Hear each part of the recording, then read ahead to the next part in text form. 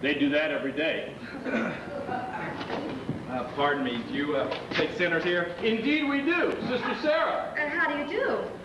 My name is Abernathy, Arvide Abernathy. Sky Masterson. What's wrong? What is the trouble? Oh, my heart is heavy with sin. You poor man. I've wasted my life in gambling and evil betting, but I suddenly realized the terrible things that betting can lead to. Agatha, coffee. Didn't I see you a little while ago on Broadway? Possibly. I've been wandering around trying to get up the courage to come in here. Oh, and you're willing to give up gambling? Gladly. I would have never become a gambler at all had I not fallen in with evil companions who are always offering me sucker bets. Here, young man. Thank you. You know, it feels good just to talk with you people. Well, you go right on talking to Sister Sarah and you'll be all right. We're glad you found us. Oh, the Bible says, seek, and ye shall find. Oh, very good. I wish we could reach more sinners like you. We're out every day trying. Yeah, maybe you should try the nighttime. How's that? Just saying, as a former sinner, I happen to know that the best time to find sinners is between midnight and dawn. Well, you might even try an all-night session against the devil. A very good suggestion indeed. Thank you, Brother Masterson. You're welcome. Coffee is so good, I can't understand why it isn't a sin. Thank you.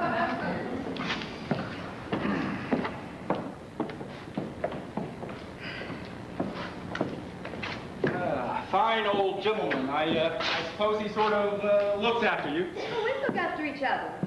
I suppose if one of you goes someplace, the other goes along? Oh, yes, of course. Of course. Oh, here are two of our pamphlets I'd like you to read. They should give you a good deal of comfort. Thank you. Oh, and we're holding a midnight prayer meeting on Thursday, which I'm sure you will wish to attend. I'm sure. Miss Sarah, I hope you'll not think I'm getting out of line, but I think it's wonderful that a pretty doll, a nice-looking lady such as yourself is sacrificing herself for the sake of others. Staying here in a place like this. Do you ever get out to travel or something? Well, I would love to go to Africa. That's a little far. But there are a lot of wonderful places just a few hours from New York by plane. You ever been on a plane? No. Oh, it's wonderful. Here's another pamphlet I'd like you to read. Thank you. Of course, I will need a lot of personal help. My heart is as black as 2 feet down a wolf's gullet. I'll be speaking at the Thursday prayer meeting. I was thinking more personal attention. Maybe we could have dinner or something. Oh, I think not, Mr. Masterson. Sorry. Just blossoming out of the warmth of your kindness. Hey, no peace of the wicked. That's wrong. What's wrong? It's not Proverbs. It's Isaiah. Oh, no, it's Proverbs. No peace under the wicked. Isaiah chapter 57, verse 1 to 22. Isaiah? Isaiah. There's two things in every hotel room in the country. Sky Masterson and the Gideon Bible. I must have read the good book 10, 12 times. You? You've read the Bible that many times? Hey, what's wrong with the Bible? Besides, in my business, the strangest information often comes in handy. Why, I once won 5 G's on a parlay. Shadrach, Meshach, and Abednego. Tell me, Mr. Masterson, just why are you here?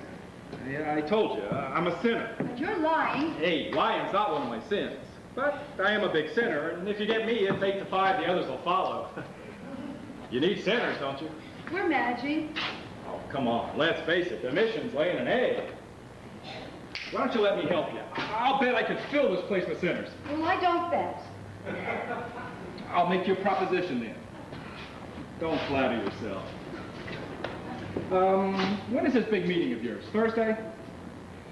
I will promise to fill this room with sinners, and I'll also promise that they will sit still and listen to you.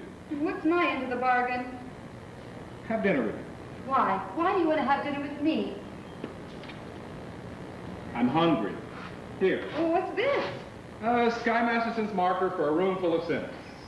If you don't think it's good, just ask anybody in town. I owe you a room full of sinners. Okay, I'll pick you up at noon tomorrow for dinner. At noon? It'll take us some time to get there. To get where? Go to my favorite restaurant. Where's that? Old Cafe Cubana in Havana. Oh, Cafe Cubana in Havana. Come on, where'd you want to eat? Howard Johnson's? But Havana? Well, why not? Look, the plane gets us there in 5 hours, back again the same night, and besides, the food's great. Oh, and I now realize, Mr. Gambler, when you were describing the blackness of your heart, you were not doing yourself justice. And I now realize, Sister Sarah, that no matter how beautiful a sergeant is, she's still just a sergeant. Please, just go away. Well, why don't you change your pitch, Sarge? Come to the mission, one and all! Oh, except guys. I hate guys. I don't hate anyone. Oh, except me. I'm relieved to know that it's just me personally and not all guys in general. It's nice to know that somewhere in the world there's a guy that would appeal to the sergeant. Wonder what this guy will be like. But he will not be a gambler. I'm not interested in what he will not be. I'm interested in what he will be. Don't worry, I'll know. For I've imagined every bit of him, from his strong moral fiber, to the wisdom in his head, to the homey aroma of his voice. You have wished yourself a Scarsdale Galahad, the breakfast-eating Brooks Brothers type. Yes, and I shall meet him when the time is right. You got the guy all figured out. Yes, I have. Including what he smokes, all figured out. Huh? All figured out. I'll know when my love comes along. I won't take a chance. Oh, he'll be just what I need. Not some fly-by-night Broadway romance. And you'll know at a glance by the 2 pair of pants. I'll know by his long petticoat, those feet on the ground. I'll know as I run to his arms that at last I've come home safe and sound. Until then, I shall wait. Until then, I'll be still. I'll know when my love comes along. No. You can't dope it like that. You're talking about love. What are you picking, a guy or a horse? I wouldn't expect a gambler to understand. Oh, would you like to hear what a gambler feels about the old heartthrob? No. Well, I'll tell you. Mine will come as a surprise to me. Mine I leave to chance and chemistry. Chemistry? Yeah, chemistry. Suddenly I'll know when my love comes along. I'll know then and there. I'll know at the sight of her face how I care, how I care, how I care.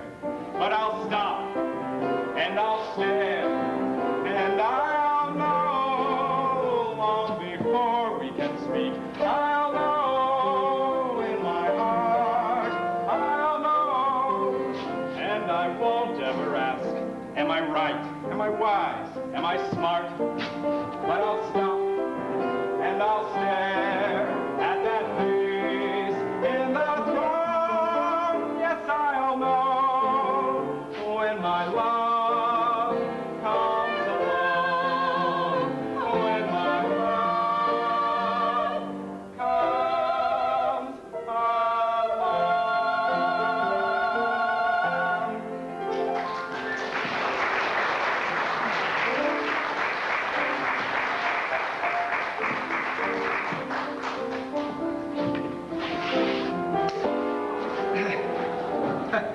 Well, that makes it necessary for me to drop in again sometime.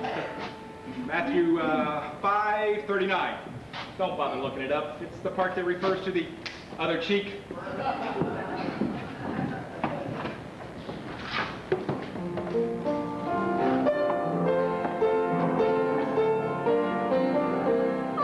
won't take a chance. My love, just what I need. No some fly-by-night Broadway romance. Until then, I shall wait. Until then, I'll be true. For I'll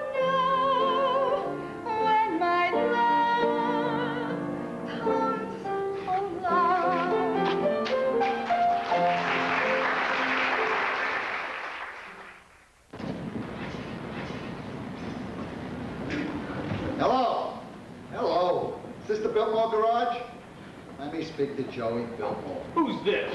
Nathan Detroit. This is Joey. What do you want? Joey, I'm calling about the, you know, The what? the crap game. The what? The crap game. Wait a minute. I got a customer. Hurry up, will ya?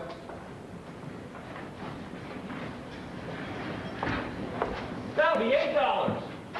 What'd you say, Nathan? The crap game! Don't say that on the phone. Suppose the cops is listening. I'm sorry, the dice game. Look, Joey, is it all right if I use your place tomorrow night? Yeah, if I get $1,000. I'll have it tomorrow. Then call me tomorrow. Look, Joe, if you're going to take that attitude, I'll have the game someplace else. You have it someplace else. Where else can I have it? Joey, the dough is guaranteed. Would I lie to you? Yeah. I'm getting it from Sky Masterson. How do you know?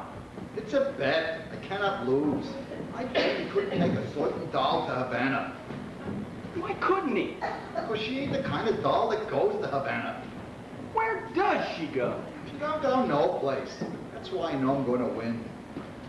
Nathan, don't be so sure. It ain't a horse. It's a doll. But Joey, Nathan, there will be no crap game here tomorrow unless I get the dough in advance.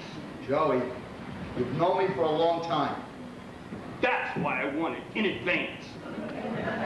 Well, I can't talk no more. I gotta meet Adelaide at the hot box. Look, just one thing. Can I at least tell the guys the game is going to be at your place? Not till I get the dough. Okay, you'll get it. Goodbye. Goodbye. I hope you get stabbed by a Studebaker.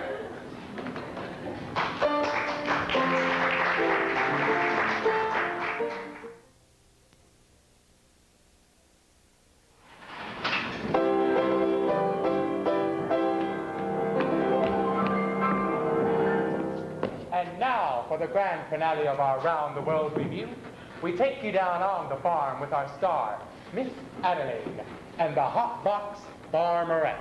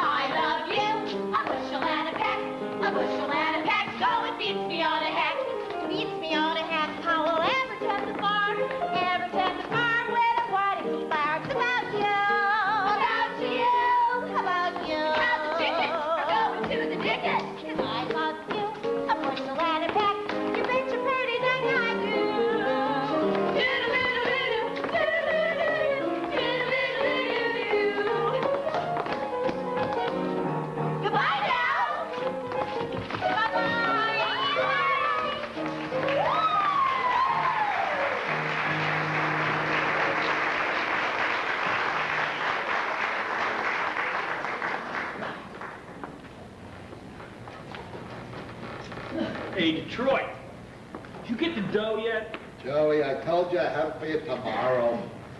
Then I told you, if you don't have it, you can't have the game. Period. Not at my place. Don't worry about it. Why do you always have this problem? I never had this with your family before. You'll get it tomorrow. Yeah, then call me tomorrow. I love you, a bushel and a peck. That lousy Joey Biltmore. Oh, hi, Nathan. Hello, Pigeon. Mwah. How are you, handsome? Fine. What have you got there? Oh, a book. A book? Yeah. You're always reading books. You're becoming a regular bookie. Well, Nathan, this is very interesting. The doctor gave it to me. I went to him about my cold. How is your cold? Oh, it's about the same. So the doctor asked me how long I'd had it. And I said, a very long time. And I said I thought it was on account of my dancing here with hardly any clothes on. Huh? Which is what I usually wear. So he said to read this book on account of he thought it was due to psychology. You haven't got that, have you? Oh, Nathan, this is the psychology that tells you why girls do certain kinds of things. Oh. Would it tell you what kind of a doll would go with a certain kind of a guy, which you wouldn't think she would do so? Huh? What do you mean? Just for instance, there are certain dolls Yeah? you could almost bet they wouldn't go for certain guys. Oh, Nate, no matter how terrible a fella seems, you can never be sure some girl won't go for him. Take us. Yeah. Listen, Nathan, starting next Saturday, I'm going to be getting a raise, and with what I'll be making and all, I was just wondering what you would think if, maybe, we could get married. What? Married, you know, married. Well, of course we're going to. Sooner or later. Well, I know that, Nathan. Oh, but I'm starting to worry about Mother. Your mother? What about your mother? This is something I never told you before. But my mother back in Rhode Island, well, she thinks we're married already. Why would she think a thing like that? Well, I couldn't be engaged for 14 years, could I? People don't do that in Rhode Island. They all get married. Then why is it such a small state? Anyways, I wrote her I was married. You did, huh? Uh-huh. And well, then, after about 2 years... What after about 2 years? We had a baby. You told your mother we had a baby? Well, I had to, Nathan. Mother wouldn't have understood if we hadn't. What type of baby was it? It was a boy, and I named him after you, Nathan. Thank you. Ah, you're welcome. And where is Nathan Jr. supposed to be now?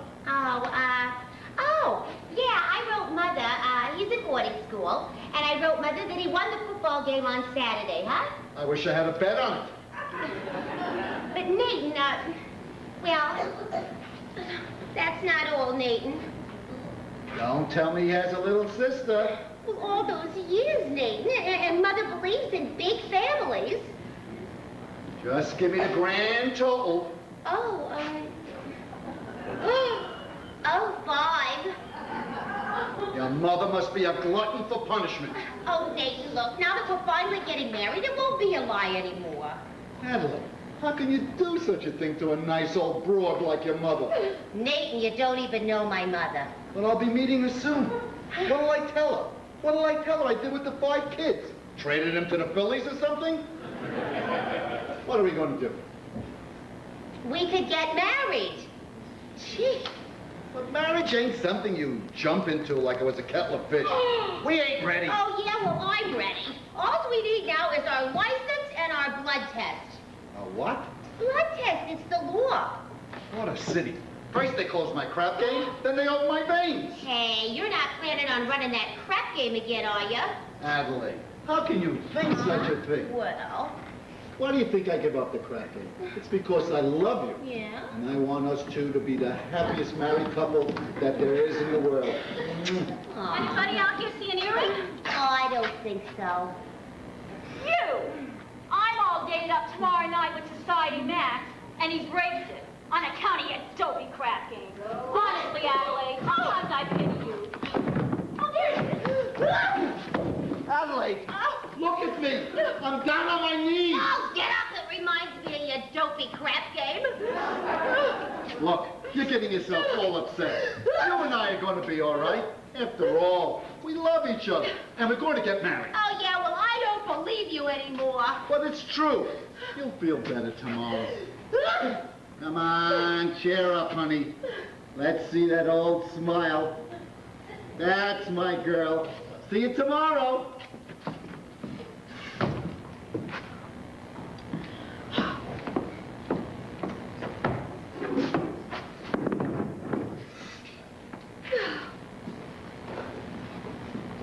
Well, it says here in this book, the average unmarried female, basically insecure, due to some long frustration, may react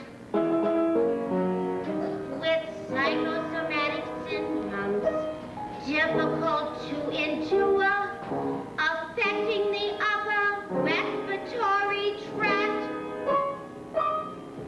In other words, just from waiting around for that plain little band of gold, a person could develop a cold. You can spray her wherever you figure the streptococci like. You can give her a shot for whatever she's got, but it just won't work. If she's tired of getting the fish eye from the hotel clerk, a person could develop a cold. It says in this book, the female remaining single, just in the legal sense, shows a neurotic tendency. See note, note, chronic organic syndromes, toxic or hypertense, involving the eye, the ear, the nose, and the throat.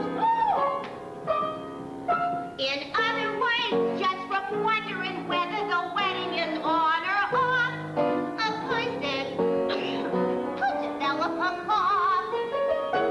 You can spray her all day with the vitamin A and the Promo-Viz, but the medicine never gets anywhere near where the trouble is. If she's getting a kind of a name for herself and the name ain't his, a person could develop a cough. And furthermore, just from stalling and stalling and stalling the wedding trip, a person could develop la grippe. When they get on the train for Niagara and she can hear church bells chime, the compartment is air conditioned and the mood sublime. Then they get up at Saratoga for the 14th time. A person could develop la grippe, the post-nasal drip with the wheezes and the sneezes and a sinus that's really a pip. From the lack of community property and a feeling she's getting too old, a person could develop a bad